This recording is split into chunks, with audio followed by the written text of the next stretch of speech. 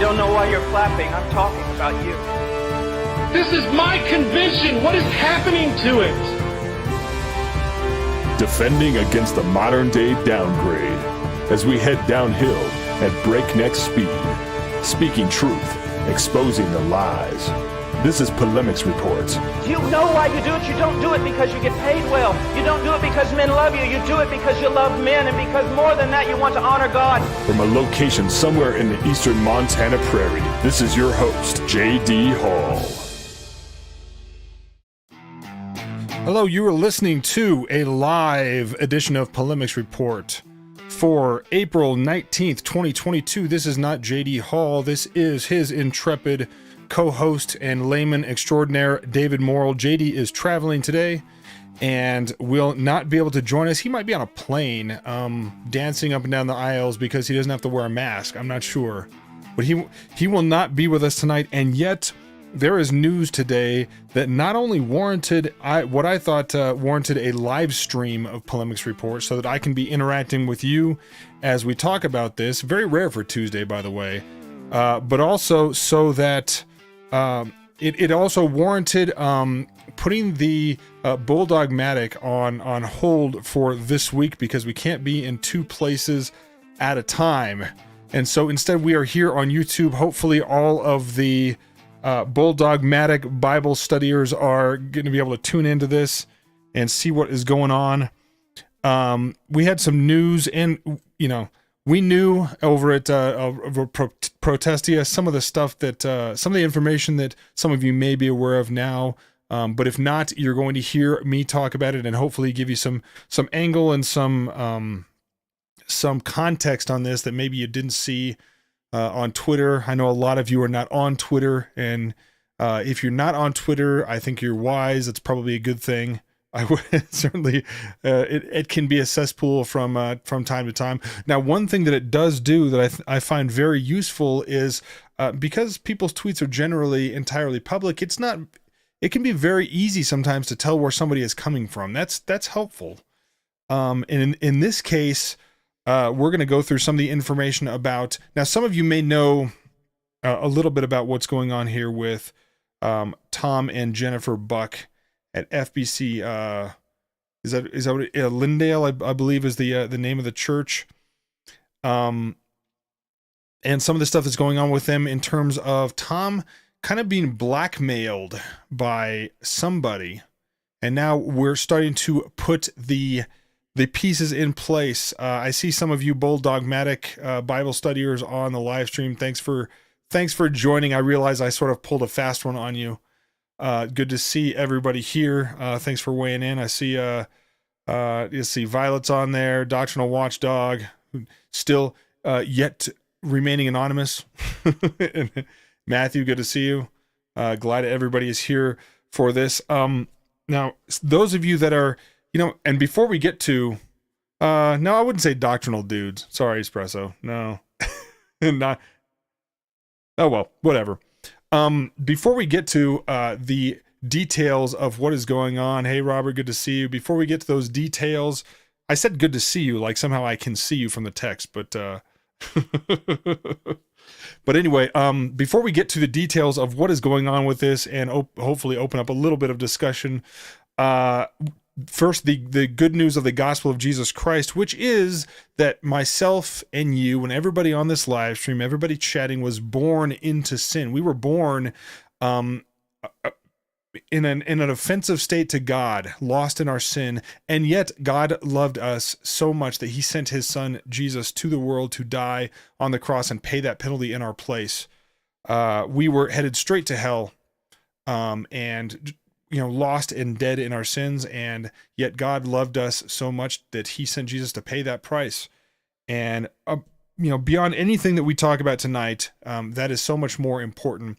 And part of the reason that we do the work that we do on Polemics Report and Protesting and whatnot is in advancement of the gospel message once and for all delivered to the saints. Part of that gospel message, of course, is getting to know God better, be sanctified, take those steps towards being more like Christ. And part of that is contending for truth, contending for God's righteousness and his standard. And nowhere can this be applied probably more appropriately than to what's going on now in the SBC.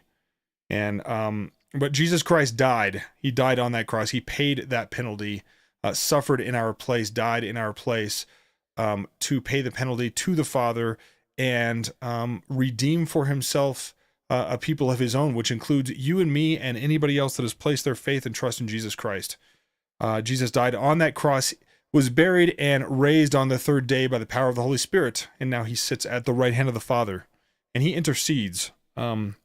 He is the one mediator. You don't need a pope. You don't need a pastor even. You don't need some SBC person or an author or whatever to get between you and the Lord. You can go right to him with your prayers. You can study his word.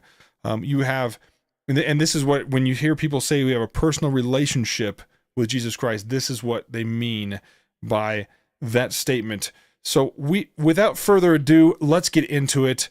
Now, I'm going to go through just a little bit of this statement, and let me actually, before I get to the statement, a little refresher about what's going on here. So, Tom Buck, who some of you may know, he used to actually write for, I'm going to go pretty far back, he actually used to write for Pulpit and Pen.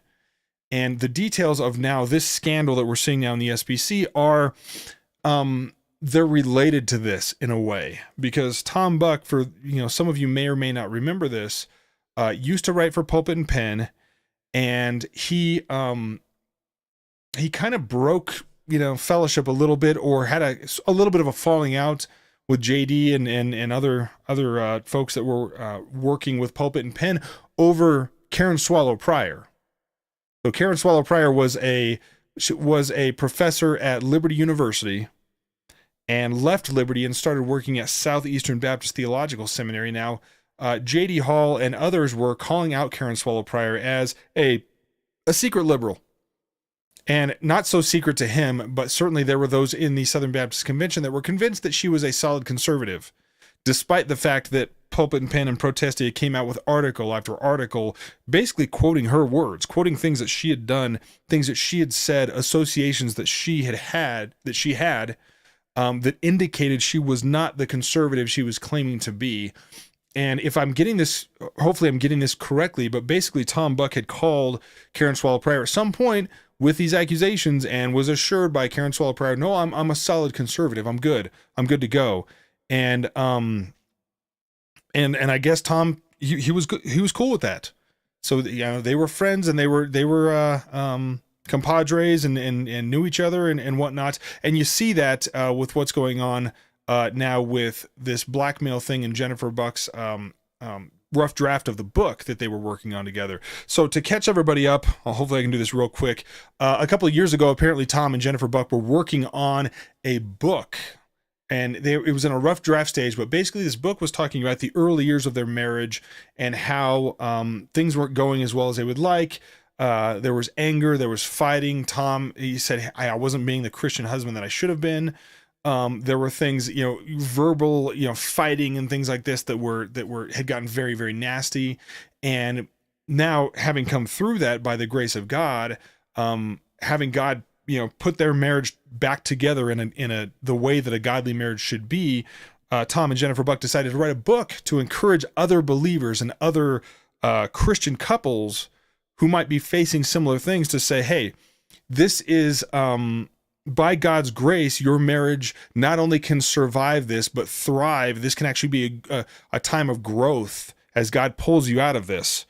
And so that book, they're working on this book in 2018, supposedly, and they send a draft, or Jennifer does, or both of them do, I'm not sure which, but they send a draft to their good friend, Karen Swallow Prior. Who, and I don't remember in 2018 if she was at Liberty, or I think she was still at Liberty at that point. But so Karen Swallow Prior has this draft where, Jennifer Buck is writing things and working through things and trying to decide how to say things the right way. That's what rough drafts are. Rough drafts are, they're very similar to brainstorming and things that we might not want to, we might not want to exactly write it that way, but we put it down to work through it. And a draft like that was in the hands of Karen Swallow Prior. And now, according to Tom's statement today, according to that statement, Karen Swallow Prior was the only person that was given this rough draft. They didn't give it to anybody else. Didn't happen. And I'm going to go to the statement right now and kind of jump into it. So they said on April 7th, 2022, so this is Jennifer recently publishing the article at G3 that talks about the redemptive, what they call God, the story of God's redemptive grace in their marriage. On April 11th, just a few days later, Baptist News Global, the Newspeak monikered Baptist News Global, because it is neither Baptist nor news nor global, published a piece, if you could even call it that. David Bumgardner, the closeted homosexual at Southwestern Baptist Theological Seminary, writes this piece at Baptist News Global, attempting to discredit Tom and his ministry. According to, and now this statement that we're reading here, this is First Baptist Church, their elders' statement.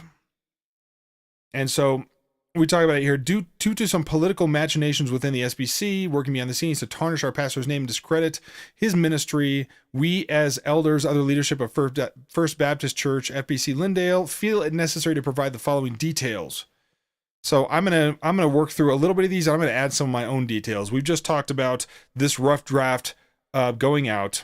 They say specifically this 2018 rough draft represents Tom and Jennifer's preliminary work as they prepared to share their story to a broader audience. Draft contained details from their marriage as well as additional details that happened prior to. Now this is important. This is something that a lot of us hadn't heard before. Details that happened prior to Tom and Jennifer meeting each other. So Jennifer is, apparently going through some, in this rough draft and planning on being in this book, some things that happened to her before she and Tom ever got together. They took this story to Karen Swallow Prior to seek help editing Jennifer's lengthy rough draft. Hope was that Karen would help Jennifer make edits so a final draft could be published as a blog post. So I think the idea here, I don't know if they were going to do the book or, I don't think they had decided. We're going to do a book. We're going to do a blog post and whatever. Shortly after Jennifer sent the rough draft, Karen got hit by a bus. Karen got a tragic accident, hindered her from giving Jennifer the help she needed. With the busyness of life and no one to help her edit, the project had been placed on the back burner for Jennifer and Tom. Now, those of us at Pulpit and Pen Protestia saw that it was coming, but basically that there were some anonymous Twitter accounts. I think at least one, but I think I saw another one or several anonymous Twitter accounts that started to leak some of this out with the idea that it would smear Tom Buck. Hey, Tom Buck is clearly he's a wife abuser. He's beating his wife. He's this, he's that. This kind of stuff starts leaking out on Twitter. And then Tom received a phone call. Now, I don't know who this phone call is from. I could take some guesses, but it's really not necessary for this. But he received a phone call asking him if Jennifer had written a blog post about him having abused her. Now, of course, Jennifer hadn't written no such blog post.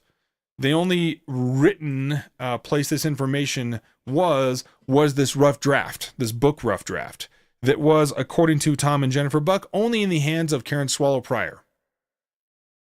It says he was told that what Jennifer had written about had been sent to several news outlets. Now, upon Tom learning that this had been sent to several news outlets, he starts making phone calls, right? He starts making phone calls that, to try to find out who leaked this. How did it get in the hands of anybody? Because he had only ever given it to Karen Swallow Prior. And the reason that this had come out, and the reason that we're calling it a political hit piece and an attempt to damage Tom Buck, is because, unbeknownst to me, when I put up several articles about the Willie Rice deacon issue, Tom Buck was he was either the first pastor or one of several pastors to call Willie Rice saying, hey, did you know this about one of your deacons? And the reason that Tom Buck had called Willie, now he called Willie Rice in private, but Tom Buck was, for those of you that saw the Willie Rice video about a pastor bringing up stuff to Willie Rice, that was Tom Buck. And the reason that Tom Buck brought this up is because this deacon, and by the way, this is public information, so I'm just going to put it out there for those of you that don't know. This deacon is named Jeff Ford. He was up until very recently a deacon at Calvary, which is Willie Rice's church.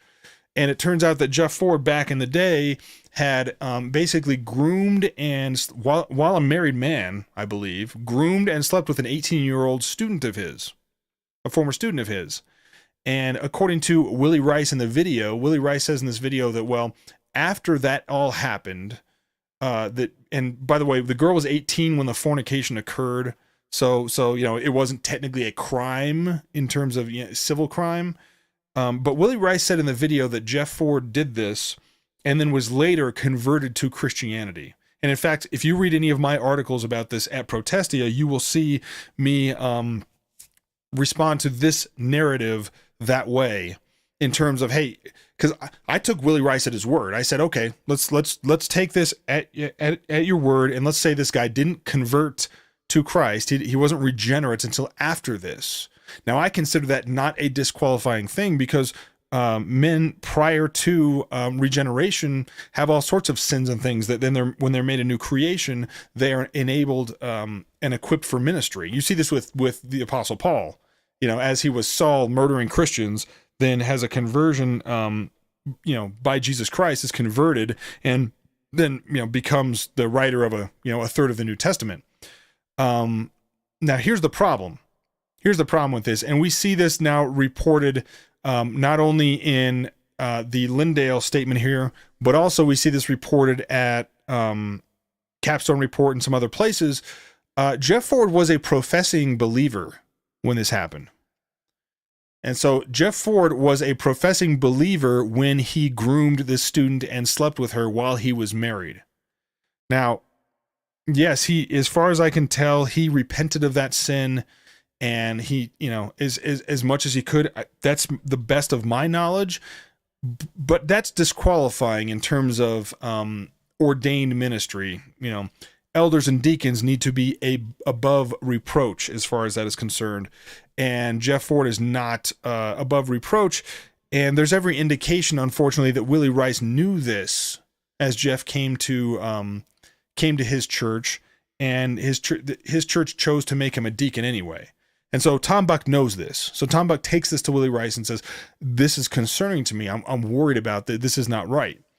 And you see this in the article here where it says a few days earlier on March 26th, Tom and two of our elders. So apparently there were multiple elders that approached Willie Rice and said, "Hey, one of your deacons has committed a predatorial act." December 2005.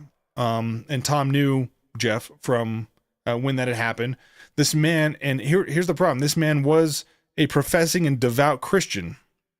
And his willingness to go with Tom to the school to confess his sin appeared to be the fruit of repentance. So, according to Tom Buck, Jeff Ford was a professing believer, a supposedly devout Christian, and then repented of this sin.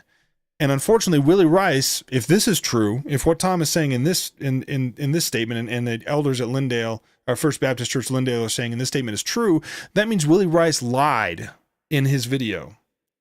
He lied in that video by saying that, hey, this man had a genuine conversion experience later, but was unregenerate prior to that. We can't actually operate from that standing. We have to take people at their word when they commit sins of this nature, disqualifying sins when they're already a believer. That changes things.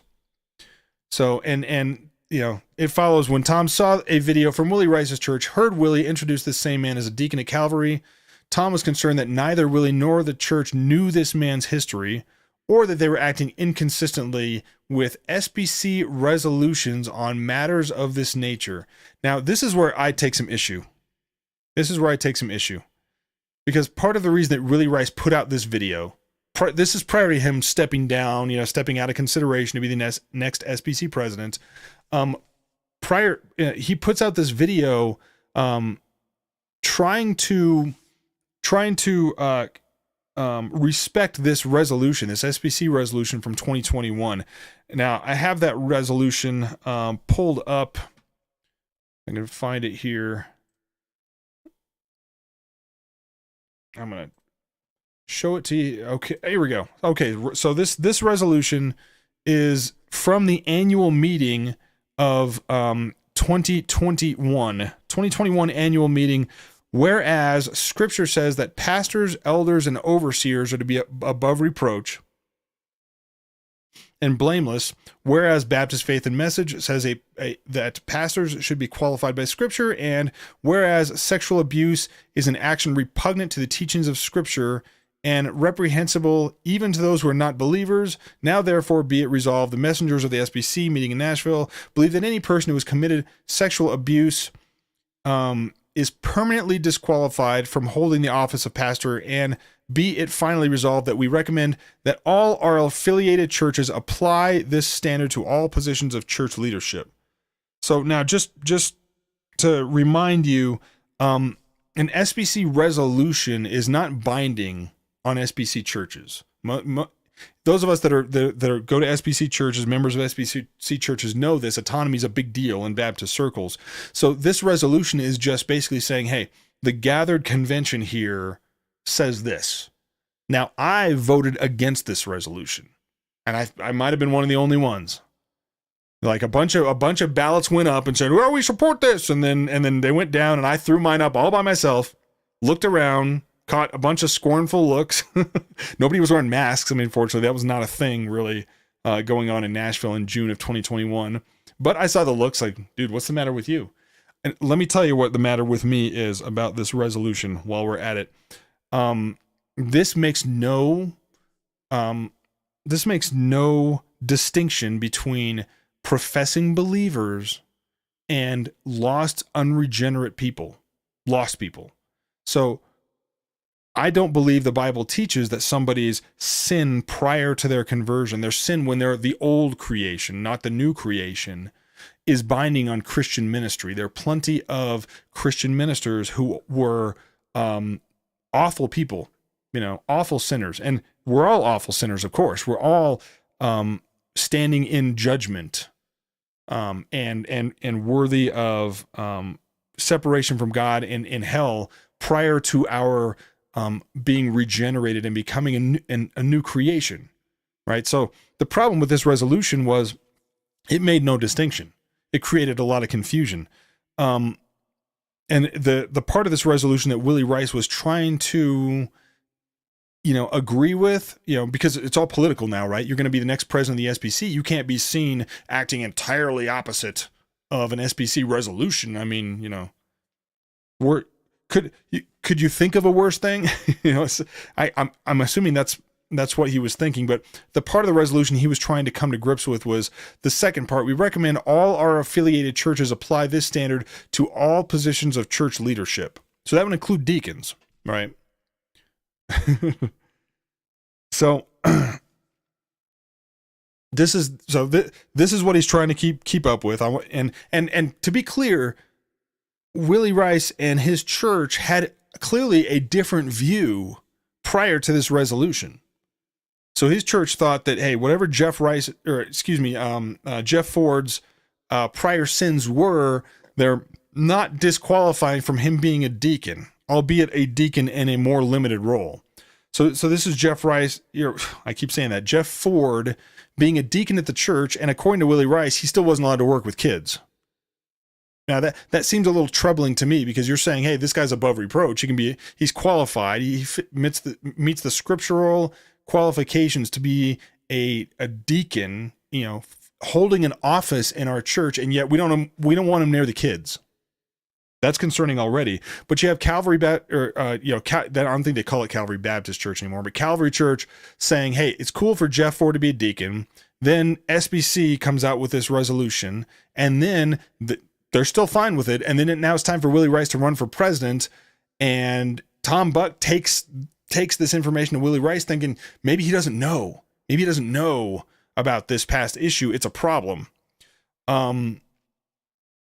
So that's kind of how this all got started. And I think, although I haven't seen the direct connection yet, that the purpose of leaking out this information on this rough draft that Jennifer and Tom Buck were working on, the purpose of that was because they think Tom Buck targeted Willie Rice. People, SBC elites think that Tom Buck went after Willie Rice. Now, the truth is, by any measurable standard, anything we can actually determine, Tom Buck went to Willie Rice behind closed doors. He told Willie Rice that he didn't publish this on Twitter. He didn't go public. Most of us had no idea who Jeff Ford was prior to this. Now, it's kind of funny that there's video on the internet of Jeff Ford being woke as all get out, and you'll see that, some of these articles on Protestia.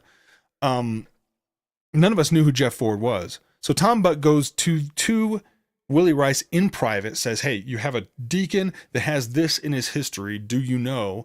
Apparently Willie Rice knew about it. This says specifically, it says Willie Rice confirmed that he was aware of this deacon's past actions prior to ordaining him to that office, but had never thought of it as being predatorial. Nevertheless, Willie was also aware, Willie indicated that certain limitations were placed on his service in the church. So Willie Rice tells Tom and these elders that, Jeff couldn't be around the kids. Couldn't be around the kids. Willie was also aware that the deacon led a parachurch ministry that worked with underprivileged children, and that he was working in foster care and adopted ministries. And I saw this a few weeks ago. He'd been appointed by Governor DeSantis, and this isn't exactly true. Let me clarify this real quick. It says he'd been appointed by Governor DeSantis as an advisor in these areas. That's not entirely true as far as I know. As far as I know, Jeff Ford was the governor of Florida. Ron DeSantis has like a faith council or something like that. And Jeff Ford was, he was selected to be on that council, but I don't think it was by Ron DeSantis. I think it was because other people had choices of people that they could put on this council that Ron DeSantis didn't necessarily need to approve of. So Jeff Ford is on this advisory council for the governor of Florida. His ministry is called, and again, I'm not blowing the whistle on this or something, because this is all public information. His ministry is called Man Up and Go. And it is about, it's about fatherlessness. And it seems like, from what I see from the website, it seems like a very noble cause, a thing that, a very good thing to be doing. And they target, and try to minister to fatherless kids, especially in African countries. This is their website, Man Up and Go. Staff down here, you see Jeff is the CEO. Now, this was interesting because you'll see on the website that everybody else has got bios and all that kind of thing, and yet Jeff's is empty. He has no bio on the website anymore. All of the blog posts and things like that he's posted on the website have been removed. And they got removed right when the Willie Rice thing was, right when all of this sort of came to the public's attention.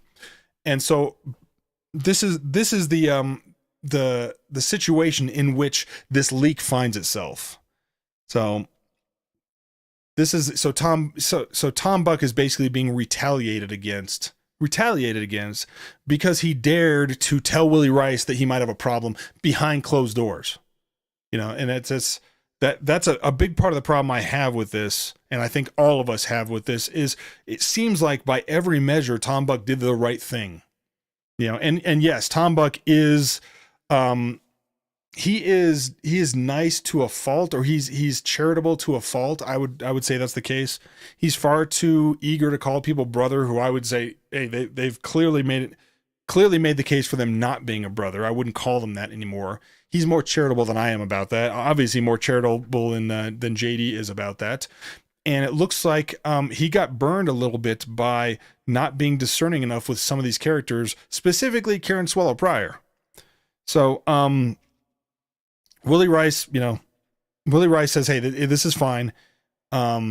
Excuse me, Willie Rice, let me catch up a little bit here. Willie Rice says, hey, I appreciate you doing the stand-up thing by coming directly. This is before Willie Rice puts out that video on Vimeo that we all saw, where he, as far as I can tell, totally lied about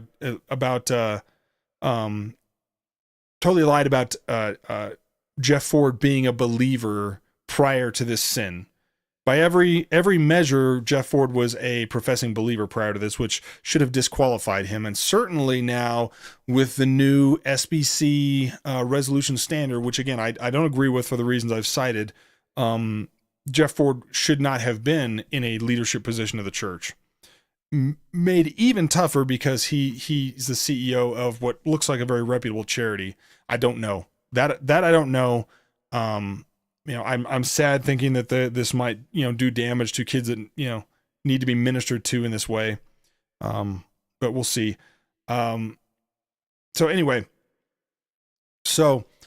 after Tom gets this phone call about this rough draft being leaked, after he gets that phone call, Tom Buck contacted Karen Swallow Prior, now a professor at Southeastern Baptist Theological Seminary. Contacts Karen Swallow Prior, says, "Hey, Karen, what's going on with this?" And she says, I'm going to get this exactly right here. After receiving the phone call about Jennifer's rough draft on April 1st, Tom Jennifer informed that Karen Prior had been approached. Now I don't know. Well, I do know, but I'm not sure how much I should say. Who told Tom and Jennifer Buck that Karen Prior had been approached? So someone comes to Karen Swallow Prior and says, is this legitimate? Hey, I have this information. I have this rough draft. Is it legit? Is what I have here legitimately from Jennifer Buck? Is it really what she had written?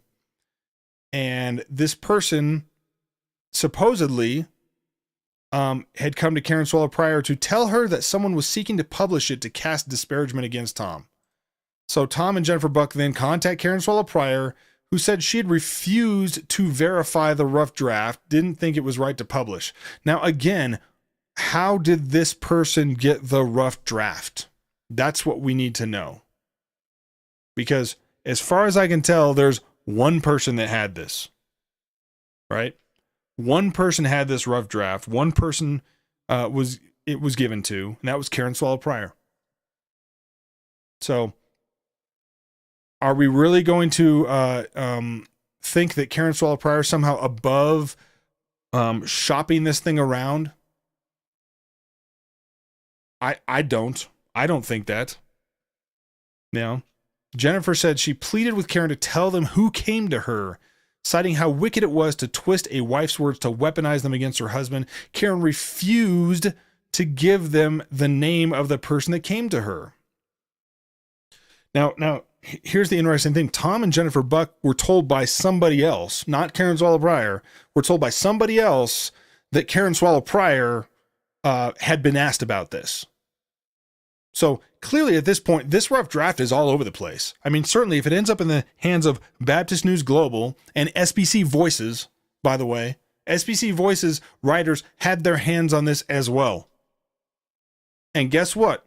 Tom and Jennifer Buck contacted some characters at SBC Voices to ask where they got it, and they wouldn't say either at first. Now I'm gonna let you put that together because that's not my information to divulge. But you have SBC Voices, you have Baptist News Global, the tranny supporting Baptist News Global, and Karen Swallow Prior with this stuff, with this rough draft, with these basically what are internal thoughts. I'm working through this. I'm working through this to see how exactly I want to say this. So after Karen Swallow Prior refuses to say who asked her about this information, Tom goes to the president of Southeastern Baptist Theological Seminary, Karen Swallow Prior's boss, Danny Akin, and says, "Hey, Danny, what's going on with this?" Danny Akin expresses dismay. He expresses, they say, in their article, they say that they took this to Akin and explained to Akin that it wasn't details of her and Tom's marriage struggle that she feared to be known, but she was mortified that private details of sin committed against her before she ever met Tom were being circulated, and she had decided not to publicly disclose. So, yes, you can have stuff in a rough draft that you don't ever want out there, and that's exactly what this is. They gave this to Karen Swallow Prior in confidence, and now it's all over the place. Now all these places have it. So Danny Akin supposedly said, I'm going to find out. I'm going to find out who went to Karen Swallow Prior to ask if this was legit. I'm going to find out who had this, you know. And yeah, Aaron, you're right that Karen Swallow Prior will not say who talked to her, because it's going to blow this whole thing wide open. Now, Danny Akin said, hey, Tom, I'm going to find out. In 48 hours, I'm going to find out who Karen Swallow Prior talked to, who asked her about this, and he didn't do anything. Still hasn't done anything. Now, they say in their article, or in the posted First Baptist Church Lindale, that Danny Akin has yet to provide this information. Yeah, he has yet to provide this information, but he actually called Tom, as far as I understand, and this isn't too much of a rumor, I don't think, but as far as I understand, he called Tom back to say, yeah, I can't tell you that, so this should be the end of it, and just like hung up the phone. That was it. Like, that's not the end of it. Actually, that's not secret information. I think Tom Buck said that on Twitter. Now, here's the problem. So Tom has information. He has a recording of the Zoom call with Willie Rice, because they all recorded it. Tom has other information about who he's talked to. I'm sure has information about who he's talked to, and who told him what, and who had access to the information, and who wouldn't say. Now, we saw some of this, by the way. We saw some of this on Twitter with one of the SBC Voices guys that Tom had asked, hey, where'd you get this? And the guy admitted to lying to Tom Buck. Some of you may have seen this. It was trying to remember his name, Todd Benkert, who is a pastor in Indiana. So Todd Benkert and Tom Buck had a conversation, and this was on Twitter last week. Todd went and wow. And Todd has news to me. Todd has apparently deleted his Twitter account. So there's Todd's Twitter account does not exist. Now, Tom and Todd had a Twitter conversation about this, where Tom basically said, because here's what happened. Todd said it was given to me anonymously. Todd says it was given to me anonymously. And then said after that, after being pressured by Tom, saying, actually, it wasn't anonymous. I just can't tell you who gave it to me. And Tom's like, you lied. You lied. Saying it was anonymous when you knew it wasn't anonymous meant you lied. And what's the reason that now deleted account Todd Benkert wouldn't tell Tom Buck? What's the reason he wouldn't tell Tom Buck, who gave him the quote unquote anonymous information? Because it was Karen Swallow Prior, or one of her lackeys, or somebody associated with it. The only chain of custody for this draft goes through Karen Swallow Prior. The fact that it was all over the place in the hands of David Bumgardner at Baptist News Global leads straight back to Karen Swallow Prior. And the fact that Danny Akin is covering up for it and saying, I'm not going to do, pressure Karen Swallow Prior to say who leaked this, who put this out, who tried to harm you in some sort of silly political hit job. The fact that Danny Akin was unwilling to do that disqualifies him. Danny Akin should be fired immediately. Karen Swallow Prior should be fired immediately. This is some of the most un-Christian behavior that we could have possibly seen coming up to this convention. These are supposed Christians doing this, saying that we're going to take private thoughts, a private draft that you're working on, and your own personal issues, and blast it all over the place unless Tom shuts up. And Tom was told in no uncertain terms by JD, I might have told him, I don't know, but basically told, hey, they're going to release this anyway. This is going to come out and be spun by your enemies, whatever you do. So, don't back down. Don't be quiet. And fortunately, Tom has not been quiet about it, because we knew it was going to come out anyway. So now this information is out. You have Jennifer Buck has a statement on Twitter about this. Now I want to get to one of the more bizarre parts of this. I want to get one of the more bizarre parts of this, and really, I mean, I don't want to rag on Tom too much, but I guess I'm going to have to just a little bit here.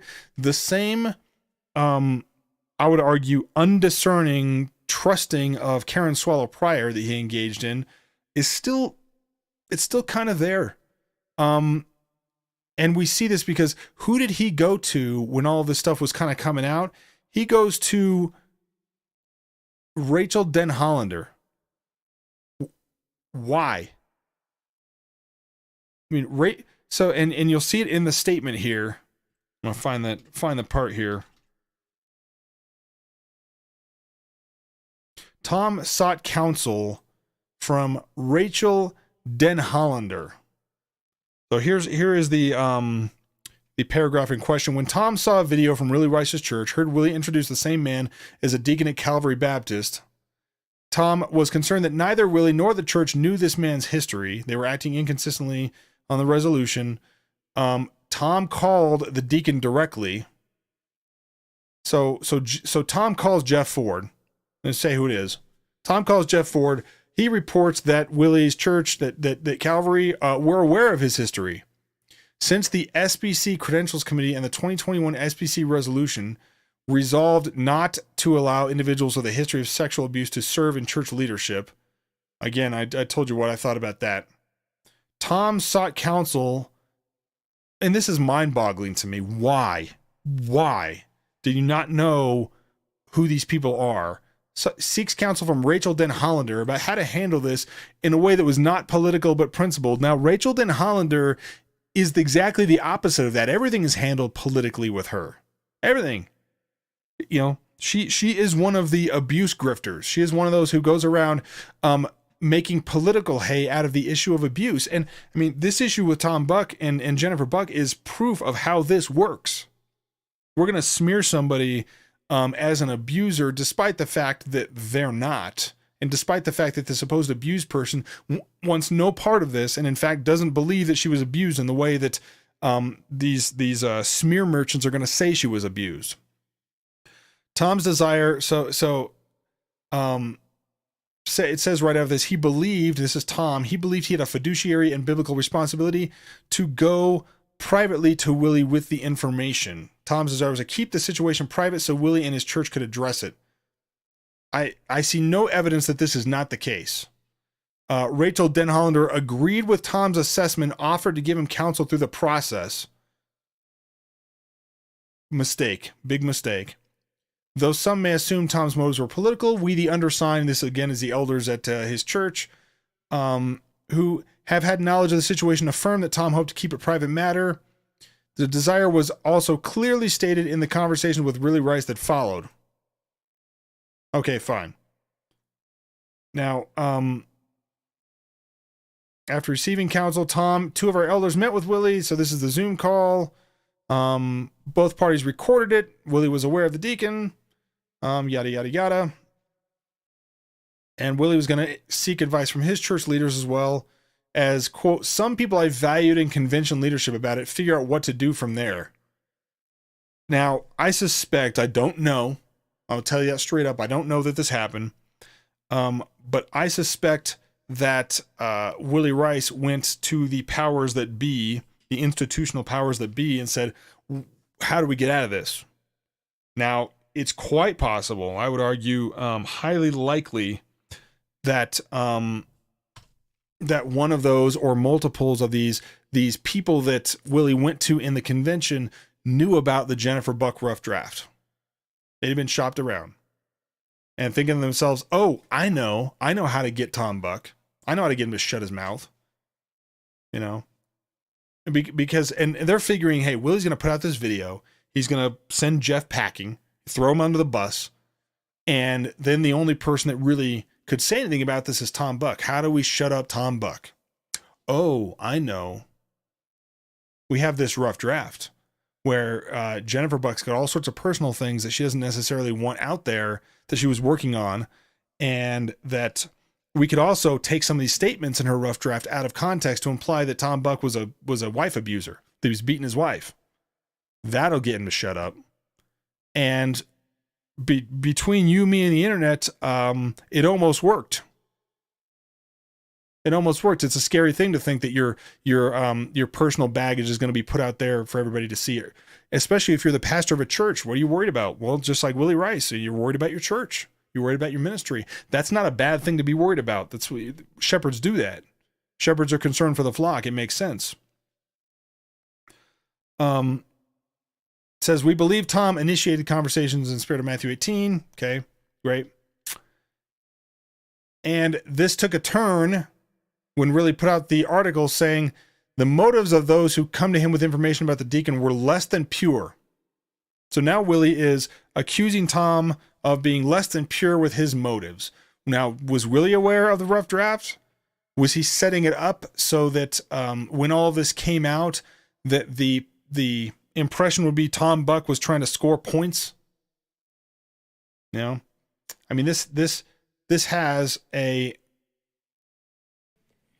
Here's Willie Rice. I'm going to flip over to this. Here's Willie Rice saying that what was just said in the article. In a moment, we're going to take communion. I want to say just a quick word about something that seems to fit here, and then we'll be done. So this week I had to share with you a tough announcement a couple of days ago. I know we're still trying to reel and process our minds, and I could say a lot about it, and I'm not going to because there's a lot going on that at some point I'll tell you the whole story. And they're not after our church, they're just after me. So just understand what's going on. But some people outside our church identified one of our brothers who's serving in a role in our church and trying to score some points with that. And here's what I want you to know. I haven't told you everything, but So Willie Rice said, hey, there's people outside of our church trying to score points. At some point we will. I just want you to know this about our brother, who's a member of our church, been here for over a decade. There was something in the past almost 20 years ago, and it's awful. It is awful. It doesn't involve children, but it's awful. And I don't know about you. I don't know if have you ever thought about your worst moment being put in the newspaper? I'm glad they didn't put all my bad moments in the newspaper because they'd have to sell a lot of papers. But occasionally people do something and it just gets the attention of the world. And our brother came to our church over a decade ago, and he had repented of that sin. His life had been changed by the grace of God, and he has walked among us as an exemplary follower of Christ and served in our midst. There's no problem here at Calvary. This is all outside. Now, let's just say that this is true. And really, I have no reason to believe that this isn't true. I mean, yes, Jeff Ford has, is woke as they get, There's an article at Protestia that I put out talking about, him basically regurgitating 1619 project talking points. But let's just say, let's take Willie Rice at his word here and say that that this is true, that Jeff has repented in all of this, and served at the church, admirably and done his job as a deacon and whatnot. Why would you remove him as a deacon then, Willie? Like, what was the purpose of removing him? Well, let's see if he says it. And by the way, I haven't seen this video yet. You guys are watching it with me. Noise. And we can have conversations about who should be qualified to lead in certain positions. That's fair. We'll have those conversations away from the firestorm and away from a bunch of outside pressure. We'll always examine qualifications for leaders. But I want you to know this about my brother. Not my physical brother. That's not who I'm talking about. I'm talking about my brother in Christ. He's a member of our church. I want you to know this about my brother. You may know this story, may not. Don't worry about it. If he's not saved, I'm not saved. If he's not forgiven, I'm not forgiven. If the blood of Jesus Christ is not enough to save him, then it's not enough to save me. And I tell you what else, it's not enough to save you either. Again, I ask, if that's the case, why Why'd you remove him? Why'd you throw him under the bus? But I want you to know it is enough. It's enough for the vilest sinner to be washed clean. The world cancels people. Jesus cancels sin. There's a difference. So people can throw whatever they want to throw. But we're going to preach the gospel, which is good news to awful sinners like me and like you, that in Jesus Christ we can be forgiven. The blood of Jesus is enough to wash the vilest sinner clean. Okay, now all that is true, of course. But again, we get to the point, why did you remove him? Now, I can think of a few reasons. One is you've changed the position. Your church has changed positions on qualifications for being a deacon.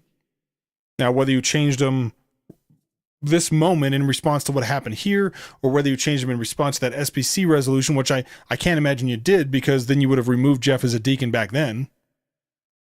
It's either that, or you removed him because it was about to come out that he was a professing Christian when the sin happened, and that the sin involved a girl, at the time, if I can call an 18-year-old a girl, that he knew before she became a legal adult and while he was married.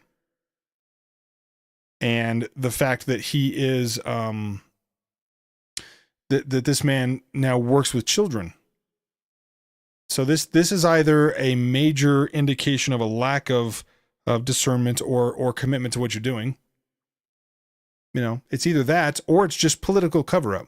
I would argue it's probably the latter, mostly. It's probably political cover-up. But now along comes, hey, Tom Buck knows this stuff. He knows Jeff Ford. He knows what's going on. How can we destroy Tom Buck? That's what we're dealing with. And now you have Capstone, publishing an article on this. We have, and you may have heard this before, we have articles ready to go at Protestia, but I'm going to be making a few changes to them, to at least the one I'm working on. If it comes out, I'll make a change to it as well. Now you guys are pretty much caught up with most of what I know from watching this video, mostly.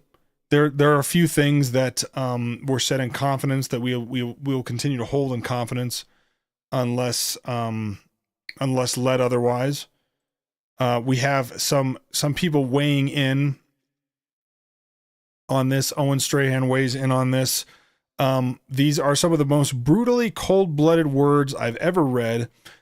And this is Karen Swallow Pryor, by the way. According to Tom and Jennifer Buck, Karen Swallow Pryor told Jennifer, they were your words, Jennifer, and my mom said you should never put in writing what you don't want the whole world to read. Let me be more specific. You should never give anything to Karen Swallow Pryor that you don't want the whole world to read. Karen Swallow Pryor is a bad person, is an enemy of the church, and she has been. And yeah, there's part of me that feels bad for Tom Buck and Jennifer Buck. They're going through this, but I will implore you to be discerning. Do not take everybody that says they're a believer at face value. Just don't do it. I mean, and yet this behavior has continued. Rachel Denhollander is not a trustworthy person. You cannot trust her. Do not go to her. Tom, if you happen to be listening to this, and I would tell you this before. I think we did tell you this before. Rachel Denhollander is not a source of help for you. She's a political operative, unfortunately, and she works for the other team. This is, I'll show you just one little reminder of this, of who Rachel Denhollander is associated with. Do you guys remember the Brett Kavanaugh confirmation hearings from a few years ago? Brett Kavanaugh is put up for the Supreme Court, and this professor, Christine Blasey Ford, or Blasey Ford, I don't remember how they pronounce it, comes out and basically starts spreading all sorts of just the most horrific unbelievable, nonsensical, evidence-free things against Brett Kavanaugh.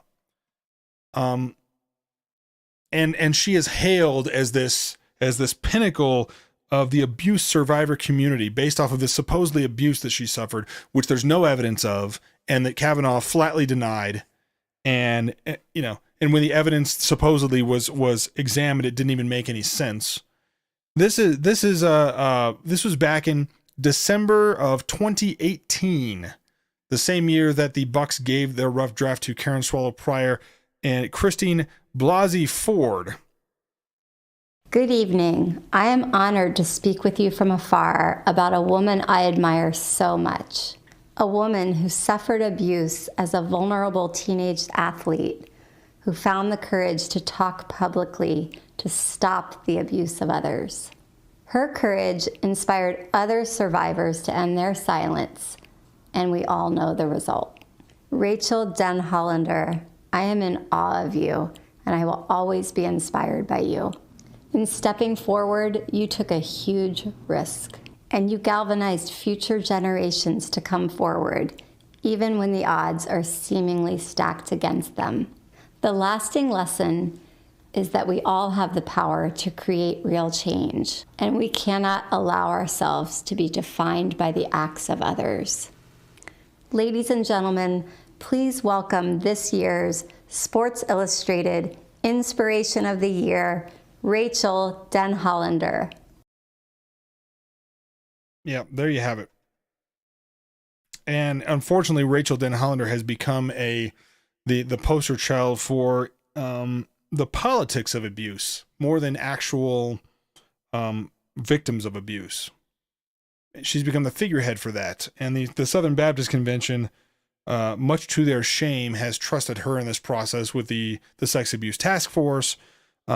She is behind and partnering with the same group that got the executive committee to waive attorney-client privilege, which is stupid. It's the same reason, and really, like, attorney-client privilege is the same thing that we saw the trust that was violated from Jennifer Buck here. Private thoughts and private meetings and working through things in a rough draft is not too different from communicating with your attorney and being able to work things out without worrying about the whole world seeing it. You know, the SBC executive committee, you know, is basically given the same access now to the whole world, apparently, and anybody that would want to hurt them, that was taken from Jennifer Buck by Karen Swallow Pryor. And I'm confident to say it was Karen Swallow Pryor. I think I think I mean, that's the only person that had this. And I trust that Tom and Jennifer Buck are telling the truth. There's no reason for me to think that they are not telling the truth on this. Yeah, I can't believe Todd Benkert deleted his Twitter account. What a pansy. He did block me before he deleted it, so I guess there was that. Yeah, Christine Blasey Ford. Yeah, I agree, Espresso, that yeah, she would never actually, and Sports Illustrated would likely never actually elevate an actual Christian. So we're getting to the end of my time with you. We've been going for about an hour. I appreciate everybody hanging out and being on this. Hopefully you figured a little bit of this out, and you know that God willing, that this will become a turning point, or at least a moment of judgment and justice. Does anybody who's listening right now, does anybody have any questions, anything I can answer before we hop off? I know we have, and by the way, those of you who are patrons who are listening, I do have patron questions. We're going to wait for JD to be back on Thursday, because some of the questions were directed to him and not me. And we'll do the same thing as last time, I think, with a freeloader live, and then a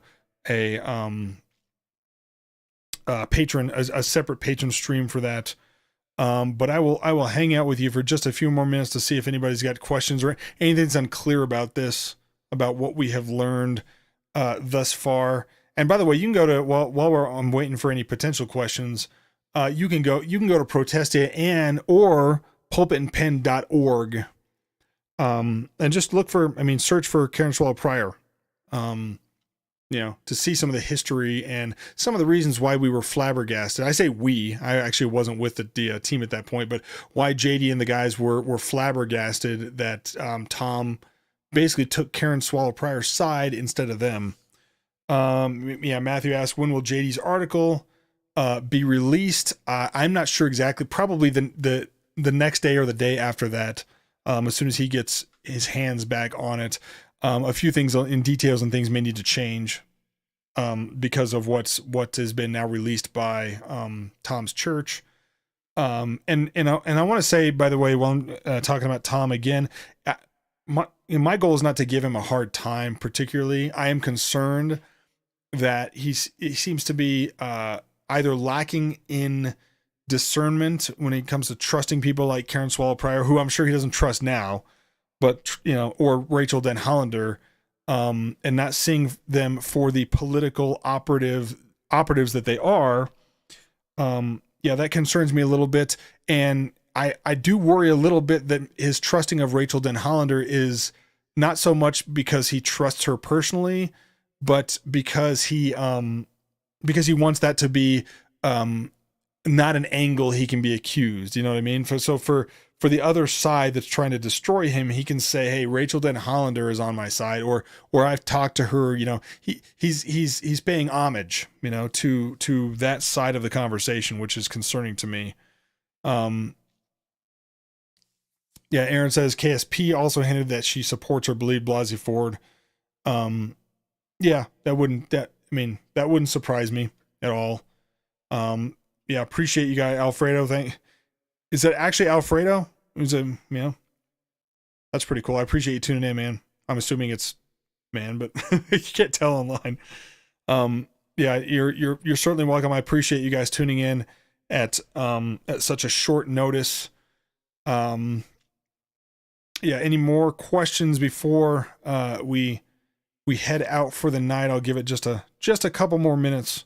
I realize that the stream and me saying it and then it actually getting to the live stream usually takes a little bit. I'm sorry in advance for those of you that who are watching at 1.5 speed or whatever from the beginning and not going to catch up in time to actually ask a did you just assume his gender? Yeah, probably. Yeah, I did. Sue me. It happens. And again, Protestia, pulpitandpen.org or protestia.com. If you'd like to support, by the way, this podcast, I know that the writers and the writers and those who are working on the ministry would greatly appreciate it. You can actually get the freeloader portion or and the patron portion for $5.95, or you can jump to $19.95 level, witness level, I think it is, and join us Tuesday nights for the Bulldogmatic Bible study, which is awesome. We're in 2 Corinthians right now. I'm really sorry for Bulldogmatic Bible study folks that we did not, because we always have a real good conversation and a lot of enjoyable fellowship before and after our Bible study. So I do apologize for not being able to do that tonight. I hope you understand. And JD wasn't going to be able to make it anyway, and so we'll punt and we'll be there next Tuesday for sure. We will be on Thursday again with a live stream talking more about this and getting JD's take and getting him involved and whatnot. For those of you tuning in tonight, though, I do appreciate it. I do appreciate you taking the time to spend with me. You know where to find me, by the way. You can certainly comment on this video. I'll try to find it. Or, of course, patrons will get first access if you comment on Patreon. Or find me on Twitter at CO Conservative 7, I think is my Twitter handle. But I had to put my name on it because people didn't know who I was. So thanks everybody again for tuning in. And I guess I'll see you next time. See you on Thursday for those of you that can make it. And this is Polemics Report live. We're still following this story. So Aaron, those Protestia articles will be published on this. We're working on it as we speak. We want to make sure that we get every single detail that we can release in there. lest there be any questions about the characters involved in all of this. So thank you again for tuning in. Appreciate it, Robert. Thank you very much. I will see it next time. And until then, as always, Semper Reformanda.